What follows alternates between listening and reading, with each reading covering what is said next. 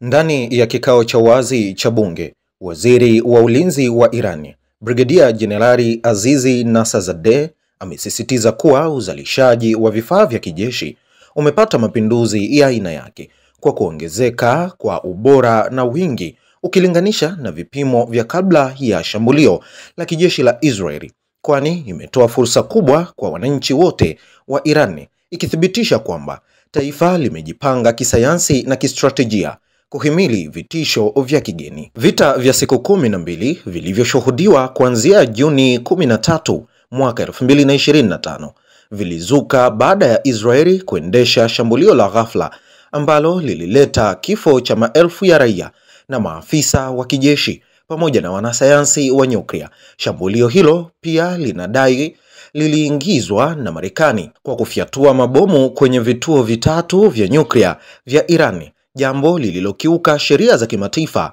kwa wazi. Jibu la Iran lilikuwa la kimkakati na lenye nguvu, kwani vikosi vya Iran vililenga maeneo muhimu katika maeneo yaliyokaliwa pamoja na uwanja wa ndege wa kijeshi wa Marekani huko Al Udeid, Qatar, ikiwa ni kituo kikubwa zaidi cha kijeshi cha Marekani katika Asia ya Magharibi.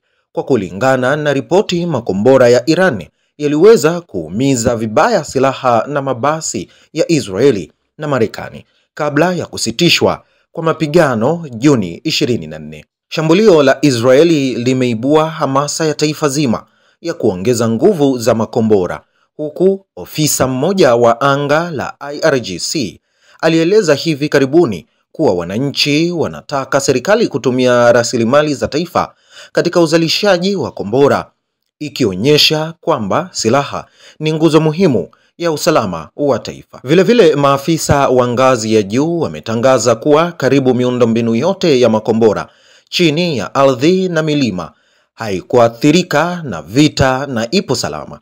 Brigedia Jenerali Goramreza Jalali, kiongozi wa shirika la ulinzi wa kiwango kidogo, alisema karibu miundombinu yote ya makombora chini ya ardhi ipo salama na haina tatizo lolote maalumu.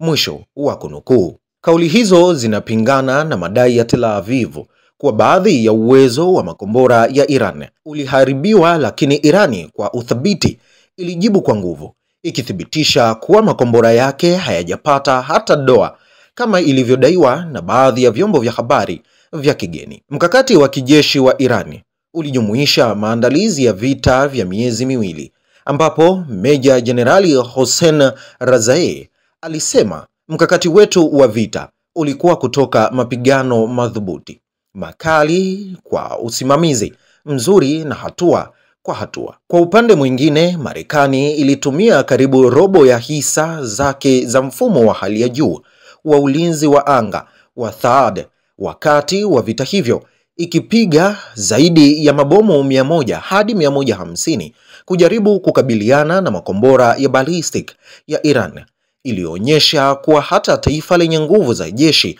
za kimataifa limepungukiwa kutokana na ushupavu na ujasiri wa Iran. Kwa sasa Iran inaendelea kuimarisha silaha zake, ikiweka msingi wa usalama thabiti wa taifa, huku ikiwasilisha mfano wa taifa lenye utamaduni wa kupigana na kujikinga kisayansi na kistrategia. Katika hatua nyingine, ndani ya jengo la mamlaka ya kisiasa lililoko katikati ya jiji la Tehran, uhusiano wa kihistoria baina ya Iran na China umeangaziwa kwa mwanga wa kishujaa na matumaini mapya ya ushirikiano wa kimkakati. Al-Akbar Velayat, mshauri wa ngazi ya juu wa kiongozi wa mapinduzi ya Kiislamu katika masuala ya kimataifa, alisisitiza kuwa ushirikiano huo ni njia sahihi na unaweza kuwa mfano wa jinsi nchi huru zinavyoweza kuingiliana kwa ufanisi na kwa heshima. Mkutano huo uliohudhuriwa na wajumbe wanne wa ngazi ya juu kutoka Chuo Kikuu cha Sayansi za Jamii cha China, Chinese Academy of Social Science, uliojitokeza kama jukwaa la dhahabu la kubadilishana mawazo kuhusu maendeleo ya kikanda na kimataifa na njia za kuimarisha zaidi ya uhusiano wa Tehran na Beijing. Velayati alibainisha hali bora ya uhusiano wa Irani na China kwa maneno yenye uzito. Uhusiano wa Irani na China upo katika kiwango chake bora kabisa. Mzizi wake ni wa kina, imara na wa kimkakati. Ushirikiano wa kati ya Teherani na Beijing uko kwenye njia sahihi na unaweza kuwa mfano wa uingiliano wenye manufaa kati ya nchi huru. Mwisho wa kunukuu.